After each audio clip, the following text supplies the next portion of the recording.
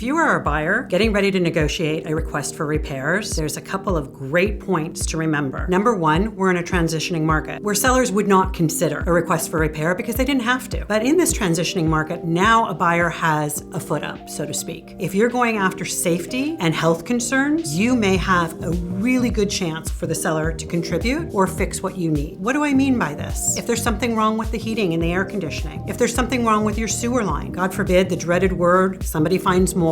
Don't let that scare you either. Mold is everywhere. It's on me, it's on you, it's on all of our clothing, but it also can be in properties. We have ways of handling it, but these are items that a seller didn't have to consider for the last several years, and now, as a buyer, you can have them considered. So now, with all of that said, what is the right way to negotiate that? Constant communication and collaborative with the other side, the other agent, to explain to their seller why this is something that should be considered for your buyer. Being armed with this information and collaborative ability with the other agent will help the seller understand that whether it's for you as the buyer or another buyer, these items have to be addressed one way or the other. In our market, in the state of California, these items are going to have to be disclosed to any other buyer. So why not work with you since you're already in the transaction and in escrow than having to start over? This way, a seller will know what they need to have done, what the negotiation will have to be, and they can see the light to the end of the escrow and the close.